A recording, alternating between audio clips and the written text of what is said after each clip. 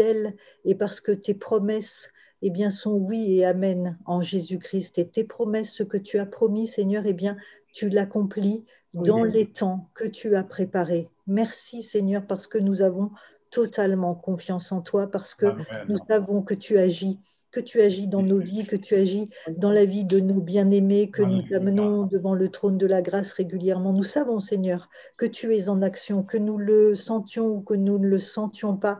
Tu es toujours à l'œuvre, Seigneur, dans nos vies et dans la vie de nos bien-aimés. Et Oui, Seigneur, nous voulons vraiment te dire merci. Merci pour ces moments que nous passons tous ensemble dans ta présence. Nous ouvrons amen, nos amen. cœurs.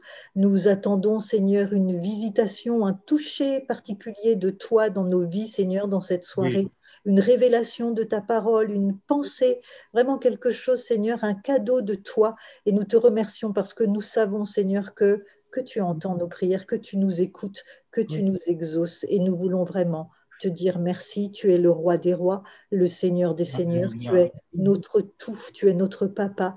Et ce soir, Seigneur, nous voulons à nouveau te rendre gloire Nous et réjouissons. te donner toute notre reconnaissance Oui. et te dire que nous t'aimons. À Amen, toi amen. soit la gloire, Père, au nom de Jésus. Amen. Amen. Béni soit ton nom, Jésus. Alléluia. Alléluia. C'est vrai, Seigneur, tu es notre protecteur, Seigneur, et nous en avons Oh, conscience. béni Tu soit es ton aussi nom, notre Jésus. défenseur, tu es notre avocat, tu es celui, Seigneur, Alléluia, qui nous Jésus. garde. Et lorsque nous Oh, sommes souffrants, Seigneur, tu es celui qui guérit. Amen. Seigneur, et nous n'avons rien à craindre de ce virus, parce que tu rappelles, Seigneur, que tu es assis à la droite du Père et que tu intercèdes pour nous. Oui. Seigneur, voilà le verset sur lequel je m'appuie. Puisque tu intercèdes pour nous, n'avons aucune crainte Amen. du fait que tu es celui qui nous défend, qui nous protège. Nous te disons merci. Dieu d'amour, tu es fidèle en tout temps. Si nous sommes dans le manquement de nos attitudes devant toi, toi, tu restes fidèle devant nous. Et nous te disons merci. Merci parce que tu fais de nous des trophées de la grâce de Dieu. Oui. Oui, Seigneur, tu fais de nous des trophées pour la grâce de Dieu. Alléluia. Alors nous te disons merci, Père. Et nous levons vraiment l'étendard pour toi, Seigneur, Alléluia. parce que tu es digne. Au nom de Jésus-Christ, Amen. Amen. Amen. Oui, Amen. Tu es force en nous, tu es vie en nous, Oui. tu es inspiration, tu es amour en nous, tu es générosité et tu es détermination en nous, persévérance, Seigneur.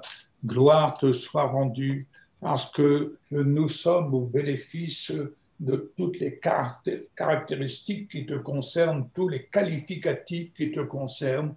Nous les avons hérités de toi.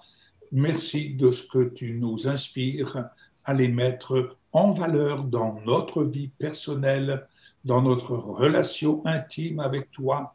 Et ce soir, Seigneur, eh bien, nous mettons cela, nous apprenons à mettre cela en pratique parce que, comme ta parole nous le dit, ton juste vivra par la foi. Amen. Alléluia.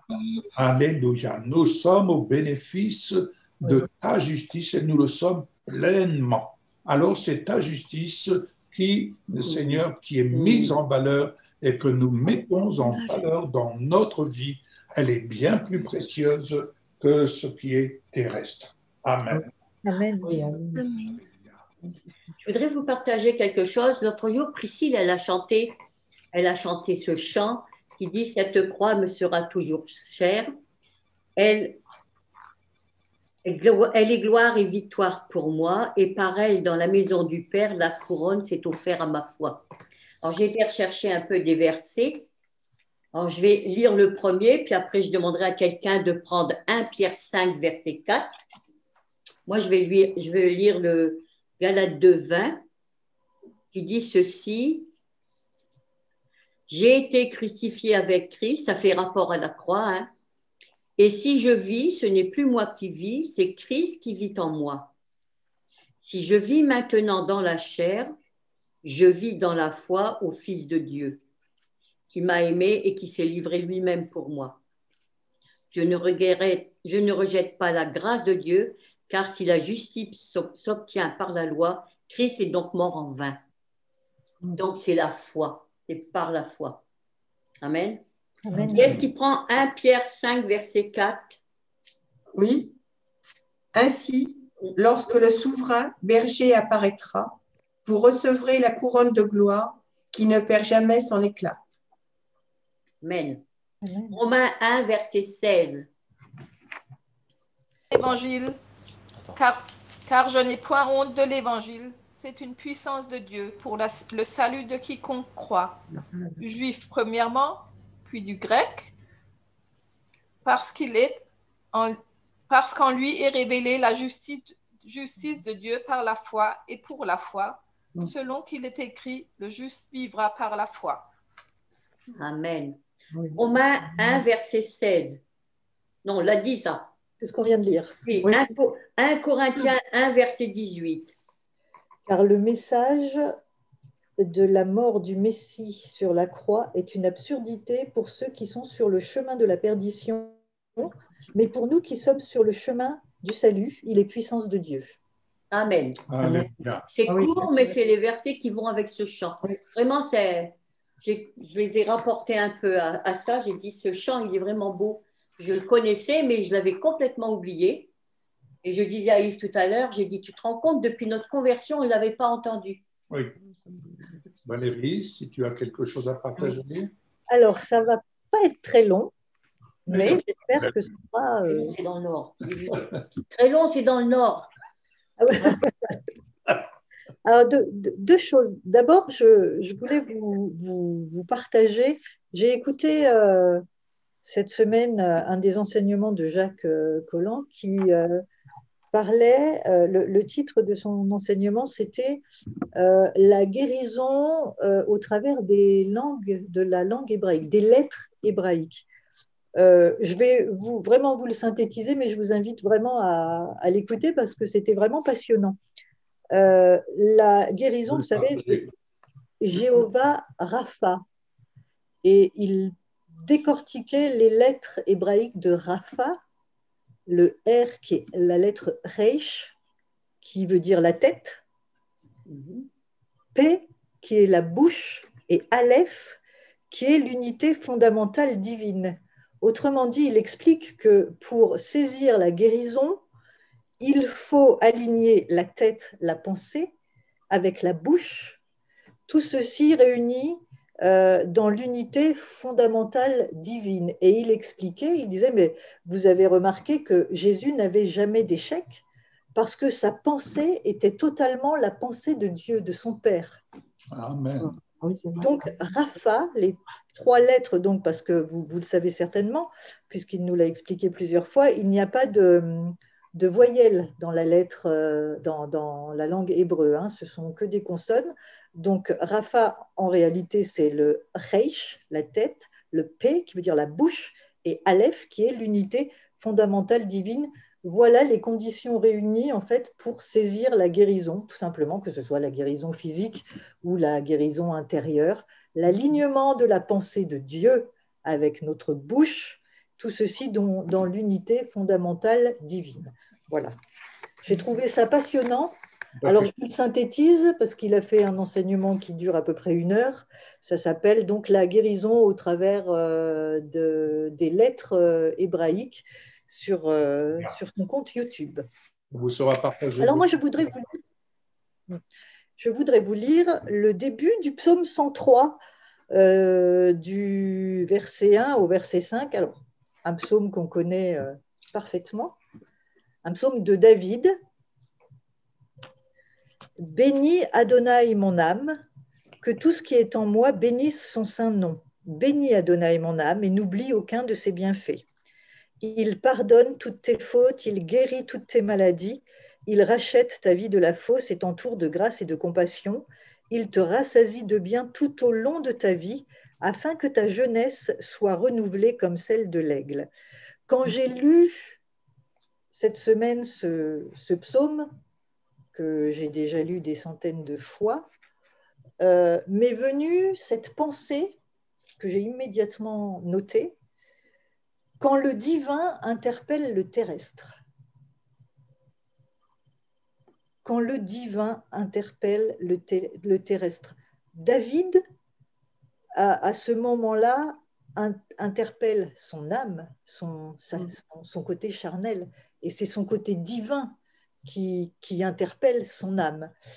Et ça m'a fait penser, je vais revenir sur Marthe et Marie, parce que je me suis dit, quelque part, alors on ne voit pas de dialogue dans l'Évangile entre Marie et Marthe, mais je suis quelque part un petit peu persuadée que Marie, si elle ne l'a pas fait, aurait très bien pu tenir ce dialogue à Marthe. Marthe, qui était toujours dans les œuvres, dans l'inquiétude, qui voulait toujours bien faire, mais avec son côté terrestre. Marie avait entendu le Seigneur qui l'enseignait et qui disait à Marthe, Marthe, tu t'inquiètes de beaucoup de choses. Marthe, crois-tu cela? Je suis là pour guérir, pour ressusciter ton frère. Et je suis persuadée, j'ai un petit peu imaginé cette scène dans mon esprit, de Marie qui interpellait Marthe, en fait, et qui lui disait, mais Marthe, bénis Adonai, Marthe. Que tout ce qui est en toi bénisse son saint nom. Bénis Adonai, Marthe, et n'oublie aucun de ses bienfaits. Au lieu d'être constamment dans l'inquiétude, rappelle-toi qu'il pardonne toutes tes fautes, qu'il guérit toutes tes maladies. Alléluia. Il rachète ta vie de la fausse et t'entoure de grâce et de compassion, te rassasie de bien tout au long de ta vie, afin que ta jeunesse soit renouvelée comme celle d'un aigle. Et je pense qu'elle a dû lui tenir ce langage. Et où je veux en venir quand je dis que le divin interpelle le terrestre, c'est que si vous lisez la suite dans Jean 12, on a parlé dans Jean 11 dimanche de la résurrection de Lazare et de la manière d'agir, les deux réactions différentes en disant la même chose de Marthe et Marie. Quand Jésus arrive 4 jours après que Lazare soit mort, et alors que Jésus a ressuscité Lazare, on voit dans Jean 12 que 6 jours après, Jésus revient, enfin c'est 6 jours avant Pessa plus exactement, mais donc après cette scène, Jésus revient à Béthanie où vivait Éléazar, Lazare en français, mais Éléazar dans la Bible juive, l'homme que Yeshua avait relevé d'entre les morts. Là, on prépara un repas en son honneur. Marthe servit le repas. Alors, à préciser que ce n'était pas dans la maison de Marthe et Marie, elles étaient chez Simon le pharisien, mais vous constaterez si vous lisez la suite que Marthe est encore au service. Oui. Elle n'a toujours pas compris, alors que Jésus a ressuscité Lazare. Oui. C'est quand même passé quelque chose d'extraordinaire. Marthe reste dans le terrestre, alors que Marie, elle, c'est à ce moment-là qu'elle prend un demi-litre d'huile de nard pure, très chère, et qu'elle l'a répandue sur les pieds de Jésus. Alors, on peut très bien interpeller notre côté terrestre avec notre divin, mais si notre terrestre ne veut pas entendre, il ne veut pas entendre. Oui. Et c'est le divin en nous qui va continuer à croître, et on peut faire tous nos efforts terrestrement, charnellement, humainement, mais c'est le divin qui grandit en fait. C'est le divin qui rentre dans cette dimension. Ouais. Quelque part, j'ai l'impression, en lisant et en faisant cette comparaison, qu'on peut essayer d'ajuster notre chair, notre côté terrestre, mais concrètement, même si on fait toujours des mises à jour en disant « Mon âme bénit l'Éternel », continue à le bénir, mais c'est notre esprit, c'est le divin en nous qui grandit.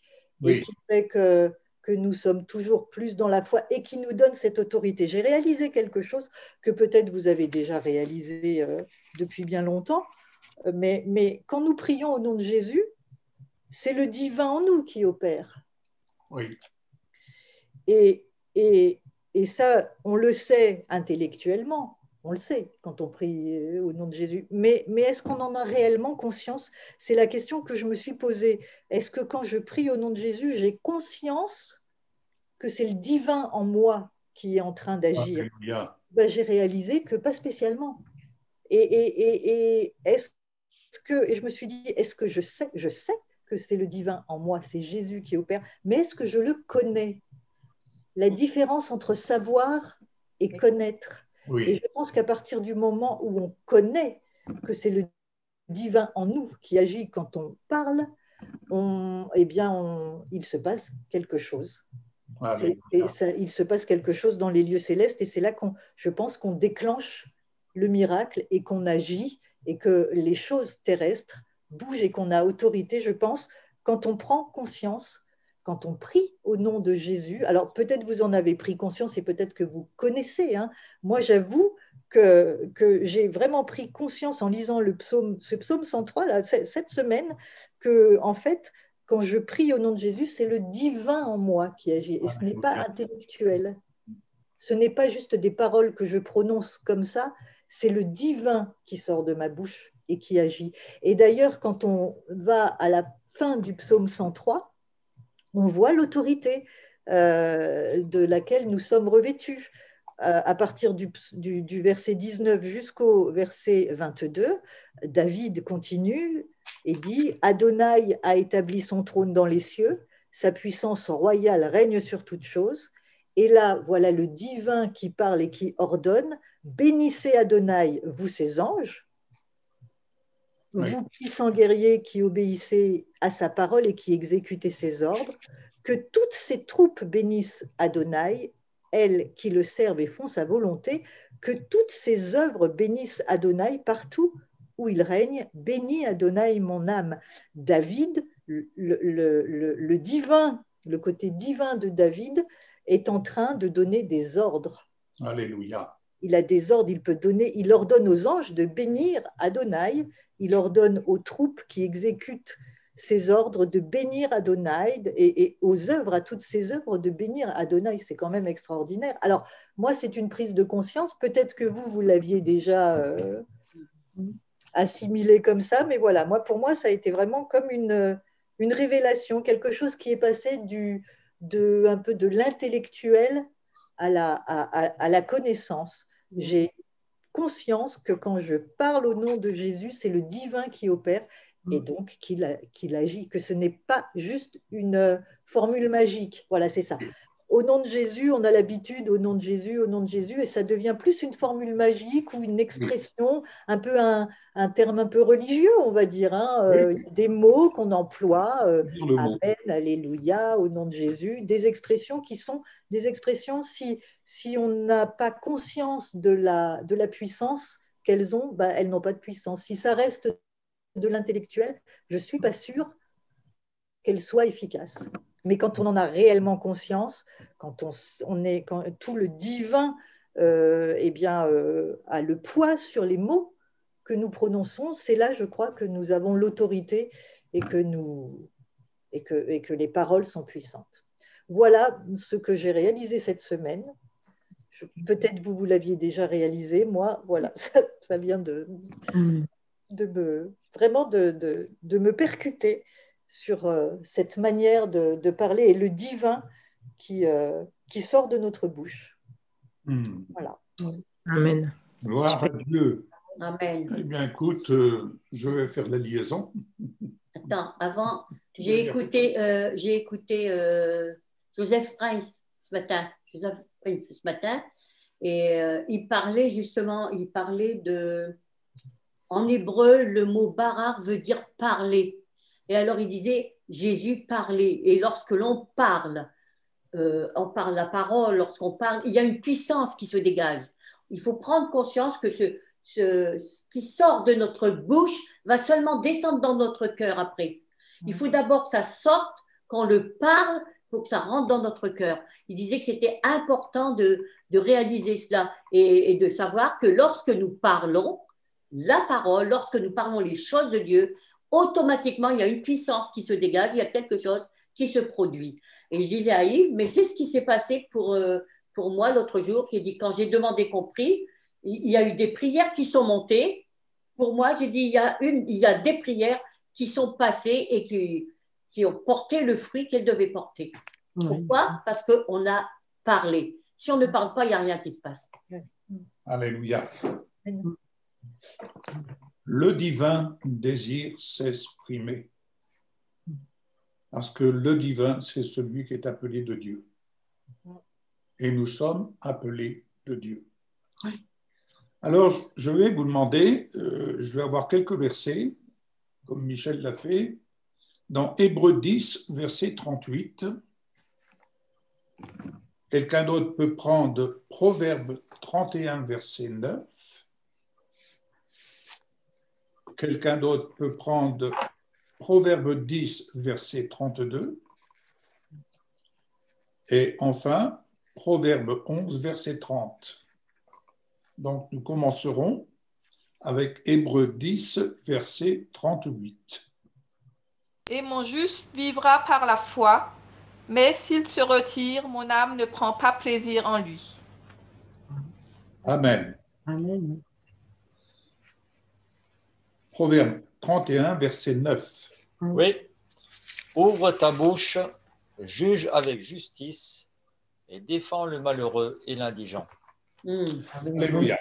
Oui, c'est ça. La foi est une ferme assurance Oui. dans la vie du juste. Oui. Dans la vie du juste. Pourquoi? Parce que le juste est assis, ressuscité, il est assis avec Jésus dans les lieux célestes. Donc, il est en haut, sur la montagne. Et à partir d'en haut, il voit ce qui se passe sur la terre. Il voit l'injustice. L'injustice qui règne. Quelle est la mission du juste en Jésus-Christ? Et comme l'a dit Michel, Jésus intercède pour nous. Il intercède pour le juste également, en particulier, afin qu'il remplisse la mission en tant que membre du corps de Christ et en tant que dispensateur des biens de Dieu. Le juste va donc ouvrir la bouche et il juge avec justice, c'est-à-dire, par exemple, un malade, il va parler la parole de guérison à l'encontre du malade. Amen. Il voit un malheureux, il va parler la révélation de Jésus-Christ comme Seigneur et Sauveur, afin que le cœur de ce malheureux revienne à Dieu. Il va parler repentance. Pour le pauvre, il va parler prospérité. Il va parler bénédiction dans le travail. Tout ce qui a trait à la pauvreté. Voilà la mission du juste. Il parle, c'est le divin qui parle au nom de Jésus. C'est le divin qui parle la justice de Dieu. C'est le divin qui parle la bénédiction de Dieu.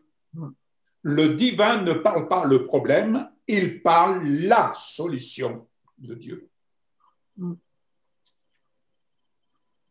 Le divin ne raconte pas comme les deux disciples sur le chemin d'Emmaüs qui ont raconté leur histoire à Jésus. Mais soit dit en passant, ils ne voyaient pas Jésus. Ils ne le reconnaissaient pas. Mais quand on reconnaît la place que nous avons avec lui, alors avec assurance, nous apprenons à parler son langage, à parler la solution à l'encontre de ceux qui ont besoin de délivrance, qui ont besoin de guérison, qui ont divers besoins, nous les connaissons tous, dus à l'injustice du monde des ténèbres. Proverbe 10, verset 32. Les lèvres des justes savent ce qui est désiré, mais la bouche des méchants connaît la fausseté. Voilà. Les lèvres du juste connaissent la grâce. Ils ont des paroles de grâce. Les lèvres du juste parlent la grâce de Dieu. Les lèvres du juste ne jugent pas. Les lèvres du juste ont des paroles qui viennent guérir, qui viennent panser les blessures. Les lèvres du juste viennent panser les blessures du terrestre jusqu'à ce qu'ils reconnaissent. Pensez au bon samaritain. Qu'ont fait les religieux? Ils sont passés à côté de celui qui était blessé. Le samaritain est passé, il s'est arrêté. Ce samaritain était un étranger pour cet homme. Mais il l'a pris, il l'a porté, il l'a mené jusque dans un hôtel et il a donné de quoi pouvoir le soigner. Qui a fait la volonté de Dieu? Les religieux sont passés. Bien-aimés, Dieu a tant aimé le monde. Attention, il a aimé le monde. Il a haï le péché. Il a aimé le pécheur. Il a haï le péché. Oui. Attention, pas faire l'amalgame. Amen. Oui, amen. Donc, les lèvres du juste connaissent la grâce, mais la bouche des méchants, c'est la perversité. Ainsi, le divin qui se trouve face au terrestre, soit le divin domine le terrestre et il fait taire le terrestre. Il fait taire les ténèbres. Oui. Ou soit le divin en nous n'est pas à la stature où il doit être et il y a confrontation. C'est pour ça que nous avons besoin de prier pour nous-mêmes. Nous avons besoin de prier pour nous-mêmes. Rien n'est acquis. Aujourd'hui, le divin, c'est parfait. Demain, ça peut être différent. Parce que oui, nous sommes dans un corps terrestre. Jésus était dans un corps terrestre comme le nôtre. Et il a été tenté comme nous en toutes choses. Et ce n'est pas pour rien qu'il se retirait sur la montagne pour prier. Amen. Il ne restait pas au pied de la montagne. Il se mettait sur la montagne pour prier.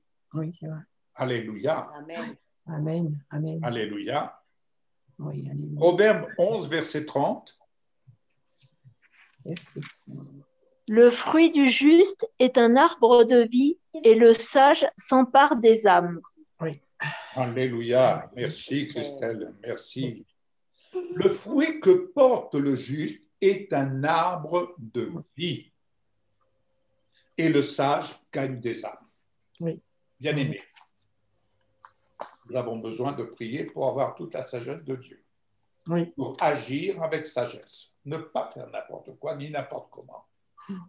Mais ce dont nous devons avoir conscience, plus nous parlons, plus nous nous exerçons à parler, j'allais dire le langage de Dieu, à parler la justice de Dieu, plus nous devenons un arbre de vie. C'est-à-dire que ceux qui viennent en notre présence touchent la vie. Plus vous entretenez le divin, plus vous lui donnez de la valeur par la prière, par la parole, plus vous lui donnez de la valeur, je vais même dire, plus vous le valorisez dans la présence du Seigneur, plus vous devenez semblable à celui qui est le pain de vie. Et c'est ainsi que nous pouvons dire que nous sommes les uns et les autres en communion avec le pain de vie. Nous sommes des pains. Je vais vous dire quelque chose. lorsque Jésus a fait la multiplication des pains, remarquez ce qu'il a fait. Il a pris quelques pains et il les a rompus. Mais qu'a-t-il fait? Il les a donnés à ses disciples.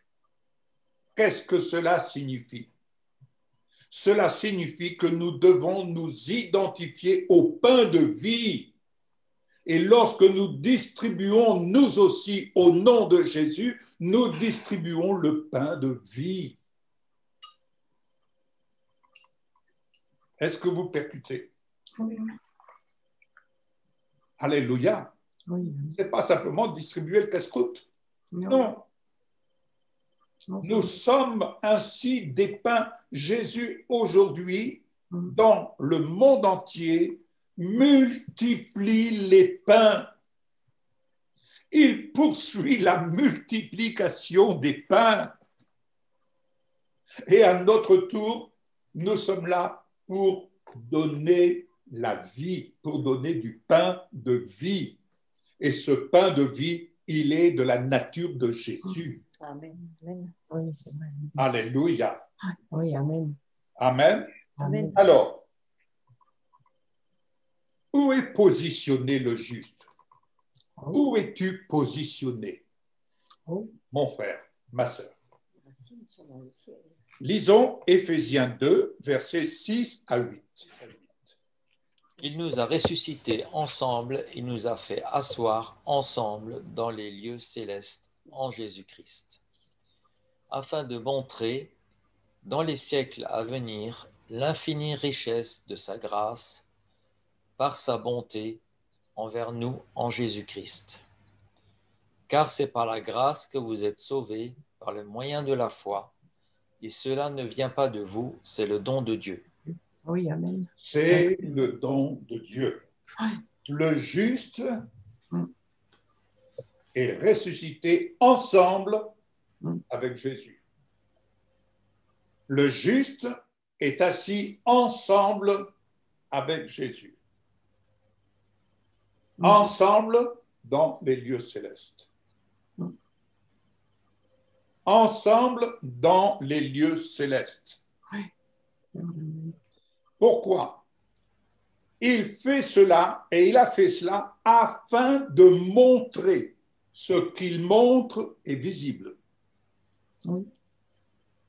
Afin de montrer dans les temps à venir, c'est-à-dire ces temps dans lesquels nous sommes, l'infinie richesse de sa grâce. Quelle grâce? Rappelons-nous, nous l'avons déjà dit et nous le redirons encore. Nous ne méritons rien. Nous sommes des gens imparfaits.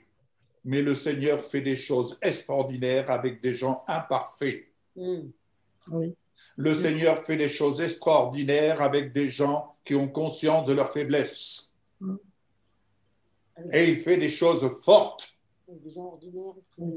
Et il fait des choses avec des gens ordinaires. Il fait des choses extraordinaires. Amen. Oui, amen. Alléluia. Ça, c'est la vie du juste. Le juste se positionne parce qu'il est appelé, le divin en lui est appelé à se positionner dans la justice de Dieu. Oui. Le terrestre peut lui dire, tu crois vraiment? Tu crois vraiment qu'on ne va pas s'en prendre une? Ouais, je n'ai pas envie de recevoir un coup de bâton, hein. Je ne veux pas être puni. Hein. Non, non, non, non, non.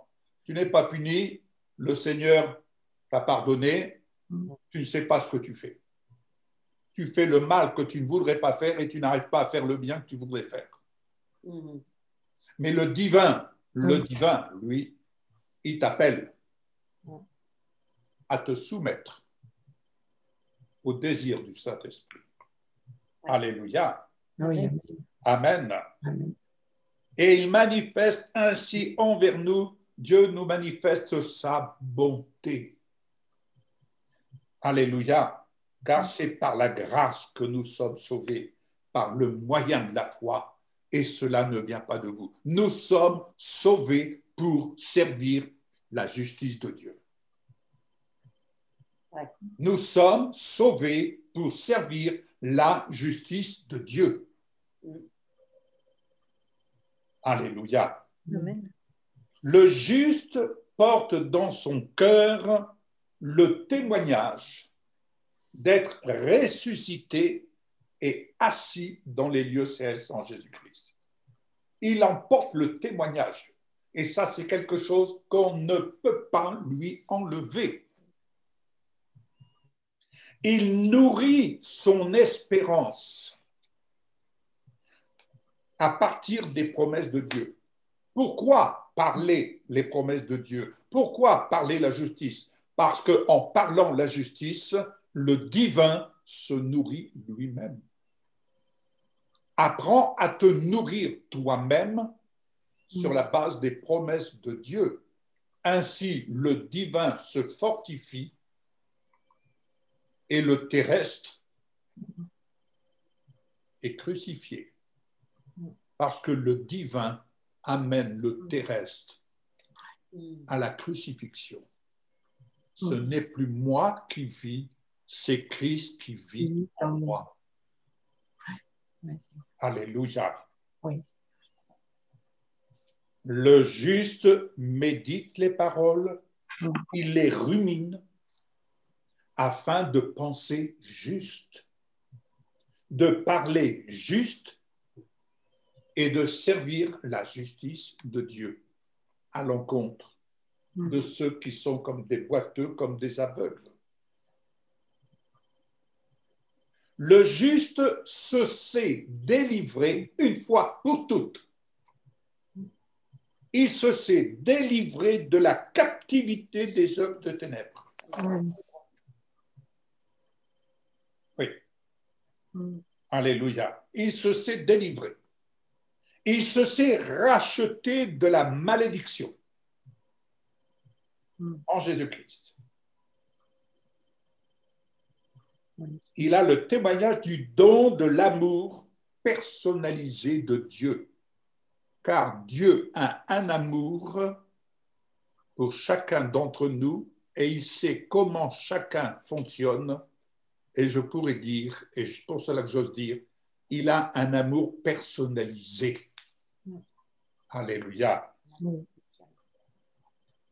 Désormais, au bénéfice de la grâce de Dieu, le juste a donc sa vie cachée avec Jésus-Christ, une vie couronnée de gloire. Est-ce que vous réalisez, mes bien-aimés, la place que nous avons? Est-ce que tu réalises la place que tu as? Alléluia.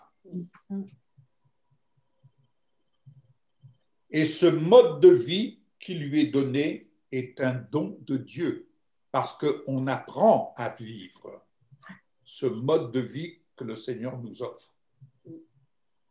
Et c'est au moyen de la foi que le juste s'exerce à vivre de gloire en gloire. Amen. Maintenant, Proverbe 29, verset 7. Le juste connaît la cause des plus faibles, tandis que le méchant ne comprend pas la connaissance.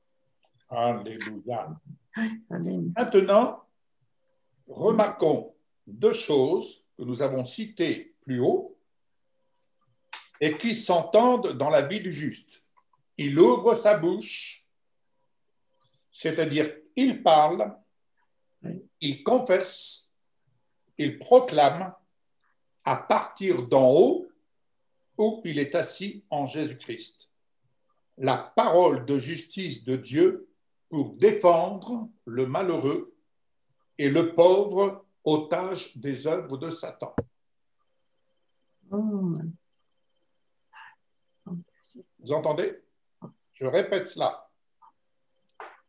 Il ouvre sa bouche, c'est-à-dire qu'il parle, il confesse, il proclame à partir d'en haut, où il est assis en Jésus-Christ, la parole de la justice de Dieu pour défendre le malheureux et le pauvre otage des œuvres de Satan. Si vous prenez tous ces gens qui sont dans les hôpitaux en ce moment, Si vous prenez nos mamies, nos anciens qui sont dans des EHPAD et qui n'ont droit à aucune visite, qui n'ont même pas le droit à avoir la bise de leurs enfants, qui n'ont même pas le droit, qui sont condamnés en ce moment à se tenir à une table à 4 mètres, qui n'ont même pas le droit de recevoir leur famille dans leur chambre, ils reçoivent dans une salle commune. Ils n'ont pas le droit de recevoir un paquet de gâteaux ou un petit paquet de bonbons. Ils n'ont le droit de rien. Vous pouvez imaginer, ce sont des otages. Le terrestre peut se révolter, le divin a mission de parler la justice sur ces œuvres de ténèbres. On ne combat pas contre la chair et le sang, mais les œuvres de ténèbres. Est-ce que vous comprenez, mes bien-aimés, la mission que nous avons? Nous n'avons pas à tourner en rond sur nous-mêmes. Alléluia. Le champ de mission que le Seigneur nous donne et qu'il donne à tous, à son peuple, à tous ceux qui, sur la surface de la terre, sont dans cette position, eh bien, c'est cela, la mission. Le juste est au service de la justice de Dieu. Et ses lèvres connaissent la grâce de Dieu et le fruit qu'il porte est donc un arbre de vie pour gagner des âmes à Christ. C'est-à-dire pour que leur cœur se retourne et vienne à Christ. Oui. Alors, en effet, le juste connaît la cause des faibles. Il n'a pas besoin qu'on lui raconte. Il connaît la cause des faibles. De ceux-là qui sont aux prises de Satan dans ses œuvres perverses, destructrices, immorales, et ceux-là qui cherchent à s'en évader. Attention, ceux-là qui cherchent à s'en évader. Le juste connaît. Il se souvient d'où il vient et qui l'a libéré. Tandis que le méchant, l'impur, l'immoral ne comprend pas la connaissance du juste. Il y a ceux qui se complaisent dans la nature de leur péché. Ceux-là, vous ne pouvez pas les convaincre. Seul le Saint-Esprit convainc de péché. Seul le Saint-Esprit peut changer les cœurs. Vous savez, si je prends un exemple, on m'a tellement dit, il faut que tu arrêtes de fumer, il faut que tu arrêtes de fumer. Ça ne m'a jamais convaincu. Hein. C'était oui, oui, oui, oui. Mais ce n'est pas ça qui m'a convaincu. Même le fait d'aller mettre mon moule à cigarette, ma pipe dans la poubelle ménagère, ce n'est pas ça qui m'a dispensé. Non, j'allais rechercher cela, je nettoyais, je recommençais. Seul le Saint-Esprit est venu me délivrer, me convaincre, et changer ma nature. Changer ma nature. N'oubliez pas, le Saint-Esprit vient changer la nature du cœur. On passe d'un état à un autre état. On passe d'un état à un autre état. Proverbe 21, verset 15. C'est une joie pour le juste de pratiquer la justice, mais la ruine est pour ceux qui font le mal. Alléluia. C'est une joie pour le juste. C'est un désir. C'est un appel. C'est sa mission. À n'importe quelle heure du jour, voire même de la nuit, lorsqu'il est interpellé par le Seigneur, lorsqu'il est interpellé par un songe, par une vision à l'encontre de quelqu'un, il ne cherche pas le pourquoi du comment. Il parle la justice de Dieu. C'est sa joie. Mais, attention, bien-aimés, de ne pas commettre l'injustice. C'est quoi commettre l'injustice? voir quelqu'un qui est en train de se noyer et de le regarder.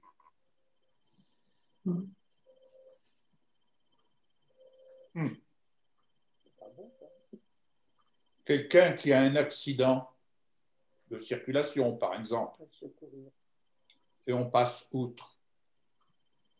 Vous savez, je reviens avec le Samaritain, les religieux sont passés. Qu'est-ce qu'ils ont mis en pratique? L'injustice. Oui. L'injustice. Mais bien aimés, si nous sommes dans ce monde, nous ne sommes plus de ce monde. Le divin qui est en nous ne fonctionne plus comme le monde. Le divin apprend à fonctionner eu égard à la justice de Dieu. Oui. Alléluia. Oui, c'est vrai. Le juste ne vit pas pour lui-même. Non. Il vit pour la cause de l'équité en partenariat avec Jésus-Christ en Dieu. Il y a une association esprit, âme et corps. Et comme l'expliquait une fois Michel, je pense que le terrestre, il n'a qu'une chose à faire, c'est de suivre et de faire le travail qu'on lui demande de faire. Il est l'ouvrier. Il est l'ouvrier. Alléluia. Oui, c'est vrai. Amen. Amen. Le divin est soumis au Saint-Esprit. Le Saint-Esprit, on va dire, c'est le patron, et le divin, c'est le cadre. D'accord?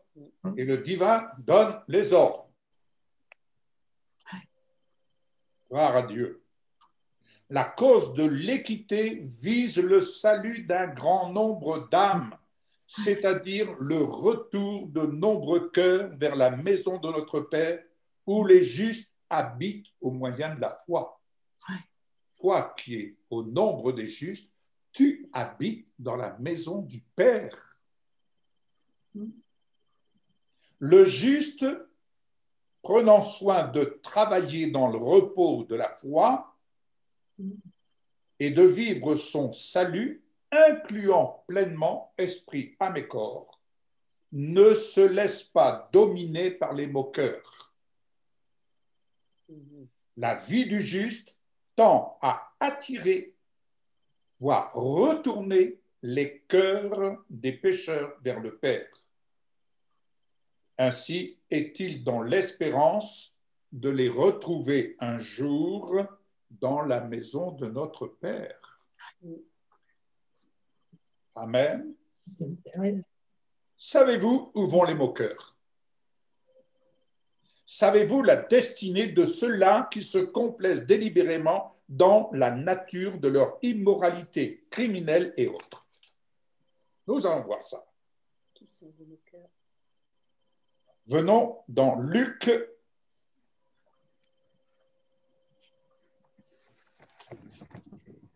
Cherche Luc 16, versets 19 à 31. Il y avait un homme riche qui s'habillait de pourpre et de fin lin, qui chaque jour menait une joyeuse et brillante vie.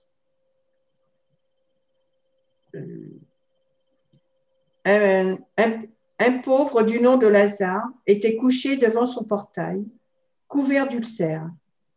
Il aurait bien voulu se rassasier des miettes qui tombaient de la table du riche. Cependant, même les chiens venaient lécher ses ulcères. Le pauvre mourut et fut porté par les anges auprès d'Abraham. Le riche mourut aussi et fut enterré. Dans le séjour des morts, en proie à une grande souffrance, il leva les yeux et vit de loin Abraham avec Lazare à ses côtés. Il s'écria, « Père Abraham, aie pitié de moi et envoie Lazare pour qu'il trempe le bout de son doigt dans l'eau afin de me rafraîchir la langue, car je souffre cruellement dans cette flamme. » Abraham répondit, « Mon enfant, souviens-toi que tu as reçu des biens pendant ta vie et que Lazare a connu les maux pendant la sienne. Maintenant, il est consolé ici et toi tu souffres. De plus, il y a un grand abîme entre nous et vous, afin que ceux qui voudraient passer d'ici vers vous ou de vous vers chez nous ne puissent pas le faire. » Le riche dit, « Je te prie alors, Père, d'envoyer Lazare chez mon père, car j'ai 5 frères. C'est pour qu'ils les avertissent, afin qu'ils n'aboutissent pas eux aussi dans ce lieu de souffrance. » Abraham lui répondit, « Ils ont Moïse et les prophètes qui les écoutent. » Le riche dit, « Non, Père Abraham, si quelqu'un vient de chez vous, de chez les morts vers eux, ils changeront d'attitude. » Abraham lui dit alors, « S'ils n'écoutent pas Moïse et les prophètes, ils ne se laisseront pas persuader, même si quelqu'un ressuscite. » Alléluia. Je voudrais quand même relire ce verset en particulier. Dans le séjour des morts, en proie à une grande souffrance, il leva les yeux et vit de loin Abraham avec Lazare à ses côtés. Il s'écria, « Père Abraham, aie pitié de moi et envoie Lazare pour qu'il trempe le bout de son doigt dans l'eau afin de me rafraîchir la langue car je souffre cruellement. » Et la réponse de Lazare est très intéressante, d'Abraham, pardon. Ils ont Moïse.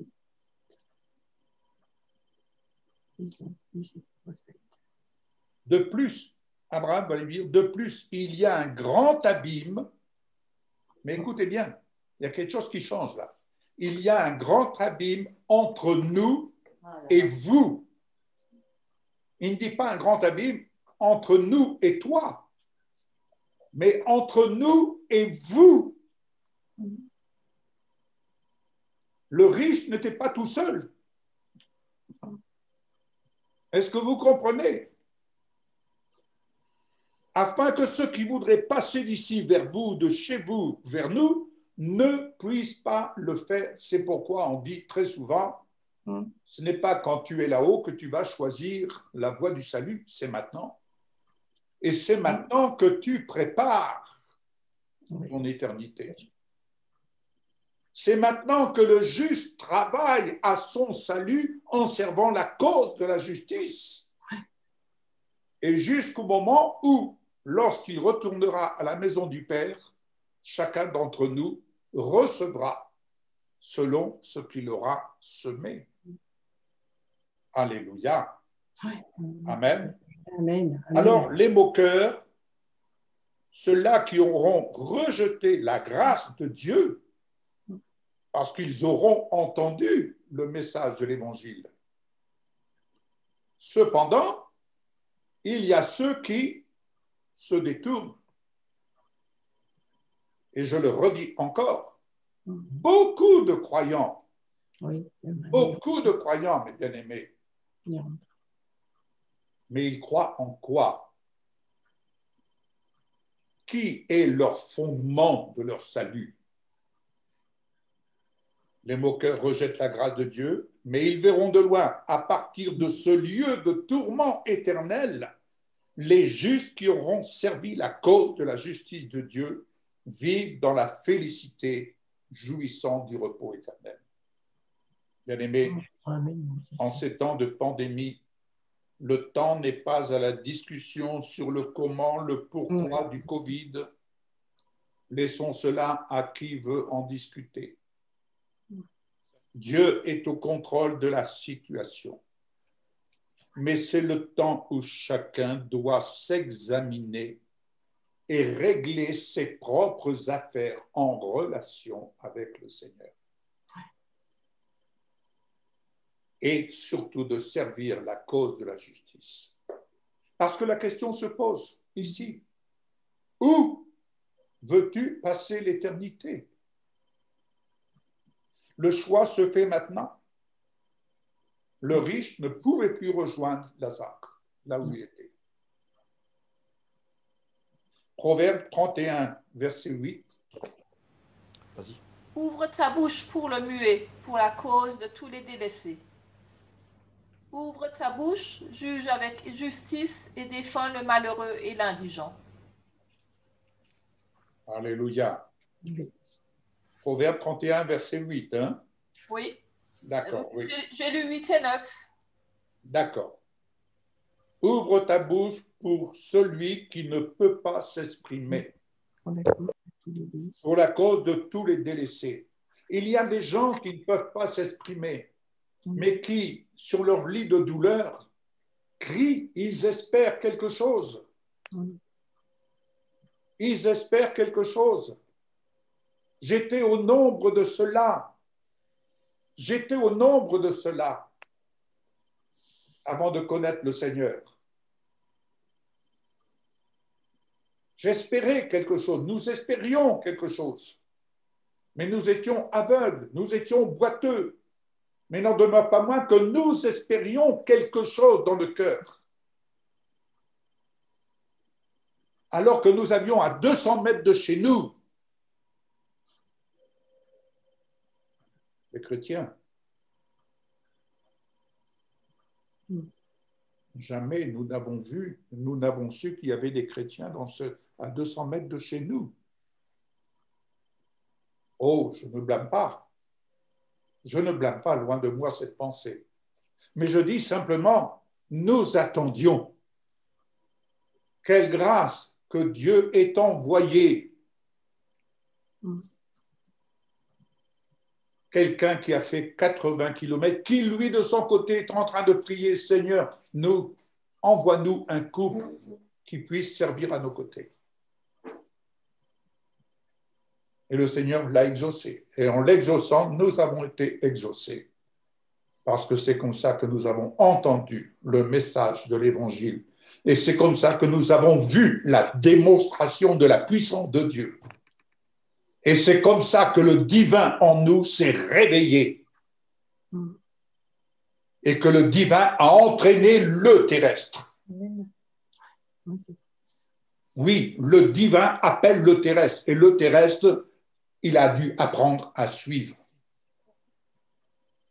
Et vous savez, le premier signe, en fait, que le Seigneur a envoyé, j'écoutais le pasteur Joseph Prince qui parlait du bâton d'Aaron, la différence de ce bâton d'Aaron qui avait fleuri et le bâton de Moïse avec lequel il avait frappé la mer.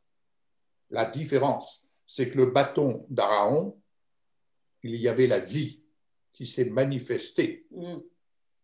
Eh bien, nous, quand nous étions face à ce premier qui était mort, dans cet acte de foi que on vous a déjà raconté, dans cet acte de foi, le témoignage de Jésus ressuscité, c'est le témoignage de sa vie qui s'est manifesté dans ce pommier qui a refleuri. Une seule fois. Hein? Une seule fois, pour la circonstance. Quand j'y repense, près de 50 ans après, j'ai dit, Seigneur, je suis toujours aussi émerveillé parce que c'est comme si c'était hier. Oui. Alléluia.